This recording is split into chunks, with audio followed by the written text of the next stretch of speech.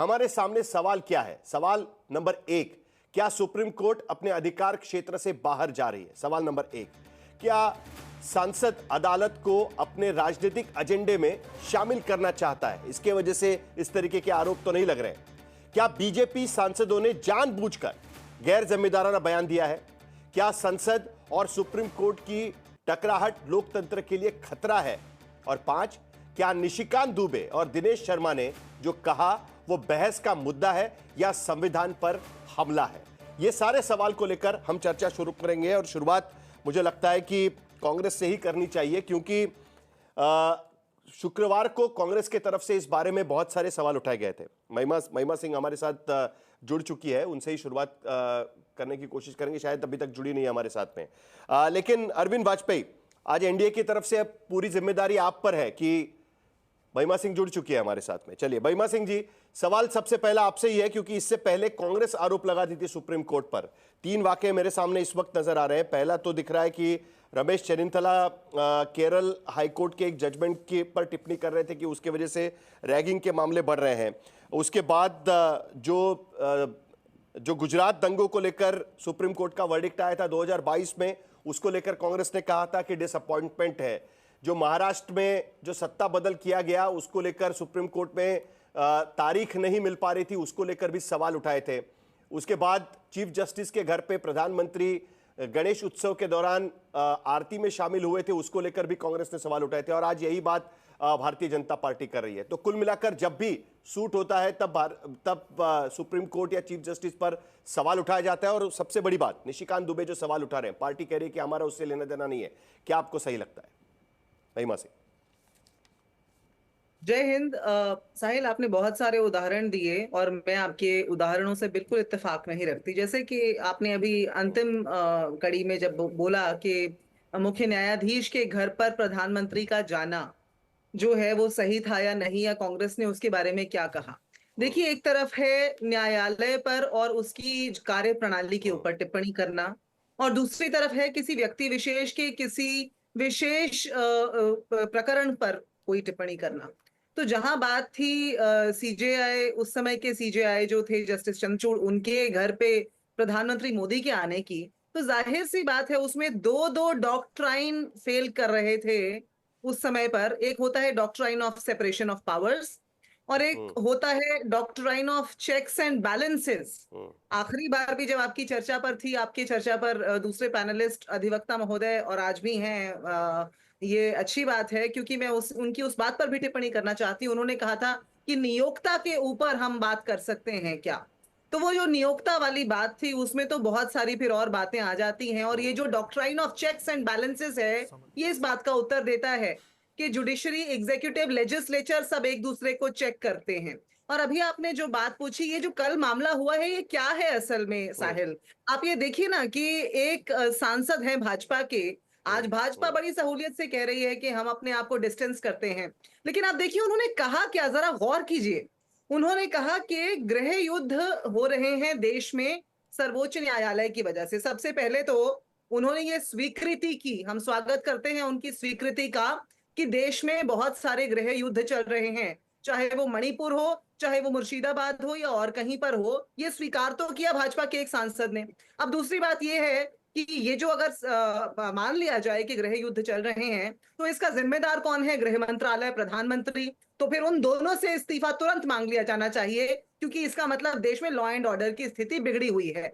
और तीसरी बात ये कि अगर ऐसा नहीं है, अगर उन्होंने ऐसा भाजपा की मर्जी के बिना कहा है, तो इसका मतलब ये कि भाजपा के जो अध्यक्ष हैं, भाजपा के जो मुखिया हैं, हमारे प्रधानमंत्री, हमारे गृह मंत्री, इन सब का नियंत्रण अपनी पार्टी से और उसमें मौजूदा लोगों के ऊपर से हट चुका है, उठ चुका है।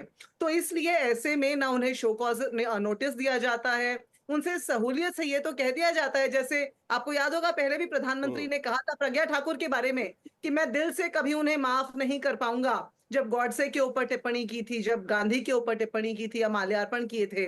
लेकिन आज आप देखिए वही बात हो रही है, सहूलियत से अपने आप को दूरी तो बना ली है, लेकिन ये जो गृह युद्ध देश के अंदर हो रहे हैं उसकी जिम्मेदार सहूलियत से दूरी बनाई है। एडवोकेट अरविंद वाजपेयी, एनडीए अब कह रही है कि हमारा निशिकांत दुबे के स्टेटमेंट से कोई लेना देना नहीं है, लेकिन कुल मिलाकर निशिकांत दुबे जिस तरीके से स्टेटमेंट दे रहे थे, जिस तरीके से सुप्रीम कोर्ट पर आरोप लगा रहे थे कि धार्मिक युद्ध भड़काने के लिए आप रिस्पॉन्सिबल रहेंगे। इससे पहले भी सुप्रीम कोर्ट पर कई टिप्पणी आ चुकी है, ऐसा नहीं है कि पहली बार यह हो रहा है, लेकिन यह स्पेसिफिक टिप्पणी किस तरीके से देखते हैं आप? ये तो सीधे सीधे कहीं ना कहीं दबाव डालने की कोशिश की तरफ से तो नहीं देखना चाहिए एडवोकेट अरविंद वाजपेयी? देखिए, निशिकांत दुबे का जो बयान है उसको व्यक्तिगत बयान लेना चाहिए और उसके कॉन्सिक्वेंसेस जो लॉ में प्रोवाइडेड है वो कॉन्सिक्वेंसेस उनको भुगतने पड़ सकते हैं। वो सुप्रीम कोर्ट जानेगा, एजी साहब उसको परमिशन देंगे, कंटेम्प्ट चलेगी नहीं चलेगी वो एक अलग मसला है। लेकिन उससे बड़ा मसला ये है, जो बड़ा मामला है, जो पूरे भारतवर्ष में मैसेज गया है, क्या संविधान में टकराव की स्थिति लिखी हुई है? नंबर 1, क्या संविधान में बाउंड्रीज नहीं खींची हैं कार्यपालिका, विधायिका और न्यायपालिका में? क्या ये इंक्रोचमेंट का मामला है या ओवर रीचिंग का मामला है? ये तो देखो बहस का मुद्दा हो सकता है ना। ये जो जजमेंट आई है जिसमें राष्ट्रपति को एक तरीके से डायरेक्शन दी गई है कि आप 3 महीने में डिसाइड करेंगे, नहीं तो डीमिंग क्लॉज माना जाएगा। क्या इस तरह की व्यवस्था है संविधान में? क्या सुप्रीम कोर्ट अपने जुरिस्डिक्शन से आगे निकल के जो विधायिका का जुरिस्डिक्शन है, क्या उसका इंक्रोचमेंट नहीं कर रहा है? अच्छा, मानिए अगर कल को पार्लियामेंट के स्पीकर साहब ये कहें कि भाई कल कोर्ट नंबर 1 में जितने केस लगे हैं वो हमारे पास लाइए, मैं डिसाइड करूंगा, तो क्या ये जायज बात होगी? देखिए, संविधान का इंटरप्रिटेशन तो करना पड़ेगा। संविधान में शक्तियों का कहां कहां बाउंड्रीज एंड लिमिटेशन है उसको भी डिसाइड करना पड़ेगा, जबकि ऑलरेडी डिसाइडेड है। तो उसके बावजूद अगर 2 जजेस की कॉन्स्टिट्यूशनल बेंच ने इस तरह की गाइडलाइन बनाई या डायरेक्शन दी, तो उसके बाद 3 जजेस हैं, 5 जजेस हैं, 9 जजेस हैं, 12 जजेस हैं। देखिए, पर प्रेसिडेंट इसमें लीगल ओपिनियन भी ले सकते हैं बकायदा, और उसके बिहाफ पे एजी साहब उसकी पिटीशन, रिव्यू पिटीशन तो ऑलरेडी फाइल हो गई है। This question can be sent to the larger bench also, constitutional full bench, कि भाई इस मामले को आप डिसाइड, क्योंकि ये बड़ा खतरनाक हो जाएगा अगर इस तरह से सुप्रीम कोर्ट प्रेसिडेंट के मामलों में भी हस्तक्षेप करेगा, जिनको कि हर तरीके से इम्यूनिटी प्राप्त है। तो ये लोकतंत्र के लिए एक बहस छिड़ेगी और ये तरीके से ठीक भी नहीं होगा। बहुत बड़ा देश है, फेडरल स्ट्रक्चर है, सीमाओं में रहना पड़ेगा तीनों विधायिका, कार्यपालिका और न्यायपालिका को।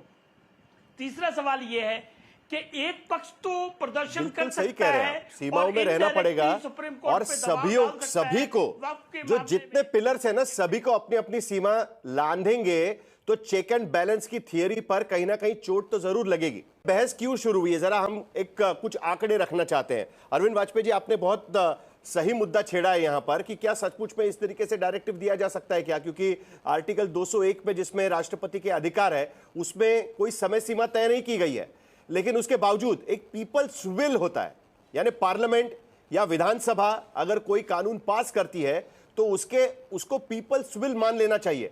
आज की स्थिति में कहां पर कितने बिल अटके हैं जरा हम लोगों को दिखा देते हैं, और कितने साल से अटके हुए हैं, ताकि यह बहस थोड़ी और सही तरीके से चले, ऐसा मुझे लगता है। जरा एक बार ग्राफिक्स के तौर पर दिखा देते हैं कि कहां पर कितने बिल अटके हुए हैं।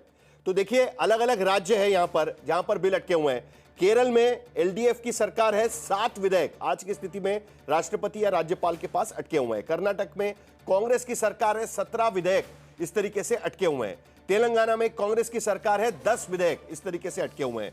पश्चिम बंगाल में टीएमसी की सरकार है, 18 विधेयक इस तरीके से अटके हुए हैं। झारखंड में जेएमएम की सरकार है, हाल की अभी वहां पर चुनाव हुए थे, 2 विधेयक वहां पर अटके हुए हैं। और पंजाब में आम आदमी पार्टी की सरकार है, वहां पर 3 विधेयक अटके हुए हैं। अब यह पीपल्स विल को चुनौती देने की कोशिश तो नहीं है कि 201 में लिखा है कि भाई हम कितना भी समय ले सकते हैं, कोई समय सीमा नहीं रखी है, इसके लिए बस 10-10 साल तक वहां पर लटके रहो। अब देखिए, ये वाले मामले में क्या हुआ था तमिलनाडु में, कितने साल से ये बिल वहां पर अटके हुए थे, वो भी जरा हम आप एक बार बता देते हैं लोगों को कि जो सारे जो बिल लगे हुए थे 2 साल से रोक कर लगे हुए थे, 2 साल से वहां पर रोक कर रखे हुए थे। तो ऐसी सूरत में अरविंद वाजपेयी जी क्या करना चाहिए? कहीं ना कहीं तो जुडिशियल इंटरफियरेंस नहीं होगा ऐसे सब मामले में? कहीं अगर आपकी सरकार होती है और आपके खिलाफ अगर राज्यपाल इस तरीके से बिल अटका देते तो आप क्या समझते हैं इसको लेकर? क्या आप भी इस तरीके का बयान देते फिर? नहीं, देखिए, आप पुराने फैसलों को देखिए, सुप्रीम कोर्ट के पुराने फैसले अगर देखेंगे या प्रैक्टिस देखेंगे तो उसमें आप पाएंगे कि सुप्रीम कोर्ट हमेशा सेंट्रल गवर्नमेंट को रिक्वेस्ट करती है अगर कोई कानून बनाना होता है या कानून में कोई मॉडिफिकेशन होती है तो लास्ट में वो जजमेंट में लिखते हैं we request the central government to consider this. और एक बात और है कि सवाल बिल का नहीं है, सवाल फेडरल स्ट्रक्चर का है, उससे ज्यादा इंपॉर्टेंट। क्या सेंट्रल गवर्नमेंट प्रेसिडेंट गार्जियन नहीं है? प्रेसिडेंट जो ऑफ इंडिया सब चीज का पूरे भारत के गार्जियन है एक तरीके से, नंबर 1 के, सारी पावर उन्हीं में निहित करती हैं। अगर खाली बिल को लेकर हम चलेंगे तो ये मामला गड़बड़ा जाएगा। और दूसरी बात कि अगर सेंट्रल गवर्नमेंट, भारत की सरकार ये सोचेगी कि हाँ भाई इसमें टाइम लिमिट होना चाहिए तो पार्लियामेंट में लाएंगे, और पार्लियामेंट में लाके उसको अमेंड करके अगर सब लोग तैयार होंगे, कंसेंसस बनेगी तो वो स्थिति भी आ सकती है। लेकिन ये डिबेट का विषय तो है और इस पे डिबेट तो करनी पड़ेगी, बिकॉज इसके बड़े सीरियस रिपरकशन हो सकते हैं, ये आपको ध्यान में रखना होगा। इसलिए मेरा मानना है कि महिमा सिंह, जल्दी से आपका जवाब, फिर बाकी पैनलिस्ट के पास भी मुझे जाना है। देखिए, ये अभी तो पूरा गलत कहा ना, लेकिन इतना तो मान के चलते हैं हम लोग। महिमा सिंह जल्दी से जवाब, उसके बाद बाकी पैनलिस्ट के पास भी जाना है। बिल्कुल बिल्कुल, मैं बस एक बिंदु जोड़ना चाहती हूँ यहाँ पर कि अभी तो 1 साल ही हुआ है मात्र सरकार को बने हुए।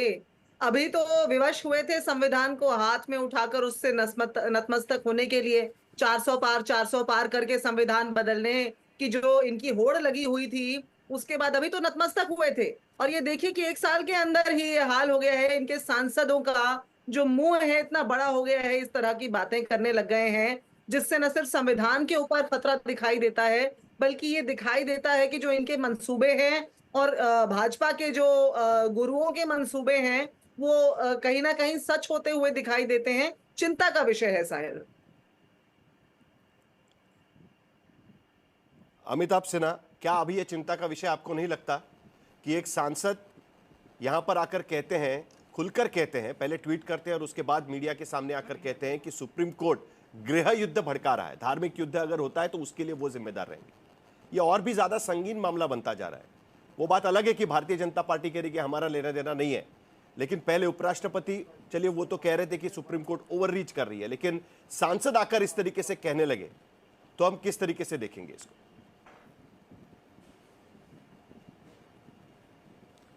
धन्यवाद साहिल।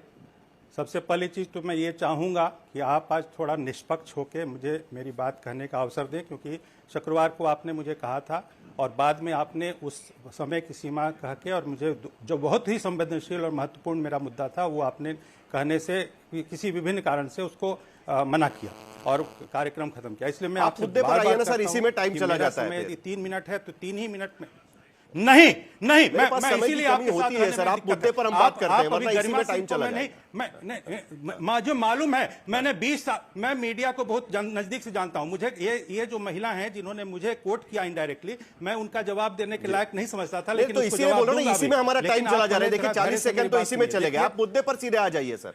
नहीं तो टाइम आपको, आप बिल्कुल मैं कहूंगा पहले अपनी बात, उसके बाद मैं उनकी बात का जवाब दूंगा। सबसे पहली चीज तो ये संवैधानिक मामला है, इसमें पॉलिटिकल बात के ऊपर मैं प्रतिक्रिया नहीं दूंगा। जो सांसद निशिकांत जी हैं उन्होंने क्या कहा, या जो सांसद हैं अपने वहाँ शर्मा जी उन्होंने क्या कहा, मैं उस पर ऊपर नहीं जाना चाहता। मैं सिर्फ जाना चाहता हूँ कि संविधान में बहुत ही अच्छे से, सुंदर से संतुलित व्यवस्था की है बैलेंस ऑफ पावर की, और उस बैलेंस ऑफ पावर में जो अनुच्छेद यानी आर्टिकल 50 है, आर्टिकल 121 है, 122 है, और उसके साथ साथ में 361 है। बहुत सारे आर्टिकल्स हैं, आजकल हर चीज गूगल पे किसी को मिल सकता है। जो मैंने कहा आप देख के पढ़ लीजिएगा। देखिए 121 में और 50 आर्टिकल 50 और 121 में सुप्रीम कोर्ट को एक सैंक्टिटी दी गई है। वैसे ही 122 में और वैसे ही 361 में विधायिका को और कार्यपालिका को सैंक्टिटी दी गई है। मैं आपसे एक चीज पूछना चाहता हूं, मैं सुप्रीम कोर्ट का एक वकील हूं और बहुत ही जिम्मेदारी से कहना चाहता हूं, सुप्रीम कोर्ट के विरोध में भी बात हो सकती है, हो सकता है मेरा कैरियर अफेक्टेड हो जाए, उससे बस मुझे अंतर नहीं पड़ता, मैं सच को सच बोलूंगा। देखिए 361 जो आर्टिकल कहता है वो बहुत ही स्पष्ट है कि उसमें जो राष्ट्रपति हैं, राष्ट्रपति के ऊपर में किसी तरीके का कोई भी विषय जो है वो डायरेक्शन नहीं दे सकता। मैं उसका मूल पाठ पढ़ता हूं। राष्ट्रपति या किसी राज्य के राज्यपाल या राज प्रमुख अपने कार्यालय की शक्तियों और कर्तव्यों के प्रयोग और प्रदर्शन के लिए या अभ्यास के लिए उनके द्वारा किए गए या किए जाने वाले किसी भी कार्य के लिए किसी भी अदालत के प्रति जवाबदेह नहीं होंगे। ये 361 कहता है संविधान का। और यदि सुप्रीम कोर्ट संविधान के उन आर्टिकल्स का अनुच्छेदों का उल्लंघन करेगा तो फिर ये प्रश्न चिन्ह उठेगा सुप्रीम कोर्ट पे, और ये जनता का सवाल हो सकता है। आज मैं आपसे बहुत पीड़ा से कहना चाहता हूं साहिल, आपके चैनल के माध्यम से, कि हम लोग उसी फ्रेटर्निटी के सदस्य हैं। हम लोगों को दिक्कत हो रही है अब, क्योंकि न्यायालय पे सीधा जनता जो है वो उंगली उठा रही है। पहले न्यायालय एक बहुत ही गरिमापूर्ण और सैक्रोसेंट ऑर्गेनाइजेशन होता था, संगठन होती थी। अब मैं एक चीज बताता हूं, एक जो ये मैडम है इन्होंने कहा है, मुझे नहीं पता इनके वो क्या है क्वालिफिकेशन, मुझे पहली बार कहा गया था, शायद लॉयर भी हैं। मैंने 124 का हवाला दिया था। 124 आर्टिकल 124 में अपॉइंटिंग अथॉरिटी प्रेसिडेंट है, उसकी सील से जो सुप्रीम कोर्ट बनता में अपॉइंटमेंट होते हैं। तो जो सुप्रीम कोर्ट में जो अपॉइंटमेंट्स होते हैं तो एम्प्लॉयर और एम्प्लॉई का रिश्ता हुआ। और यदि बोलिए कि आपके ऑफिस में ही कोई एक चपरासी आपके एमडी को इंस्ट्रक्शन देगा तो क्या ये स्वीकार्य होगा? मैं कह रहा हूं कि ये एक पूरी व्यवस्था का उल्लंघन है सुप्रीम कोर्ट के द्वारा। आप लोग इस ओवररीच को नहीं पढ़ रहे हैं। और अंतिम मैं बात करना चाहता हूं, जैसे भी सुप्रीम कोर्ट के ऊपर हमला है साहिल, ये आप लोग कह रहे हैं, अब मैं आपको एक बात निष्पक्षता से उठाने की बात कर रहा हूं। ये मैं पॉलिटिकल नहीं होना चाह रहा हूं, लेकिन सुप्रीम कोर्ट में के सदस्य के नाते मुझे उस वक्त पीड़ा हुई थी जब सिटिंग सुप्रीम कोर्ट जज के खिलाफ में, जस्टिस दीपक मिश्रा के खिलाफ में सितंबर 2018 में महाअभियोग लगाया गया था कांग्रेस पार्टी की ओर से, राहुल गांधी वगैरह लोगों ने। हम लोग बेचैन हो गए थे उस समय, तो यही बात है और वो इतना फ्रिवलस उसमें ग्राउंड्स थे। उसके बाद नहीं तो आपने उसको उठाया नहीं। मुझे अफसोस इस बात का है, आप दबाव बनाने की कोशिश है। नहीं, आप मेरे कहने के बाद आपको याद आया। देखिए, डिमेंशिया मीडिया में यही खबरें चल रही थी, तब भी यही आरोप लगाए जा रहे थे ना अमिताभ जी। आज मैं और दूसरी बात मुझे एक सवाल पूछना है, वो आप कह रहे हैं कि निशिकांत दुबे के स्टेटमेंट पे आप जवाब नहीं देंगे, आप उस पर टिप्पणी नहीं करेंगे, आप कह रहे हैं। लेकिन मुझे एक बात बताइए, वक्फ कानून के खिलाफ अगर कोई कोर्ट पे जाता है तो उसको लेकर अगर सांसद ये टिप्पणी करते हैं कि क्या संसद बिल बनाने का, कानून बनाने का अधिकार खो चुका है, तो ये कहां तक सही है? सुप्रीम कोर्ट को अधिकार है कॉन्स्टिट्यूशन के मामले में अगर बिल चैलेंज होते हैं सुप्रीम कोर्ट में, ये आपको मालूम है अमिताभ जी? इसका स्पीकर गड़बड़ हो गया है। साहिल, मैं उत्तर देना चाहती हूँ इस बात। कहना चाहता हूँ कि जैसे स्वतः संज्ञान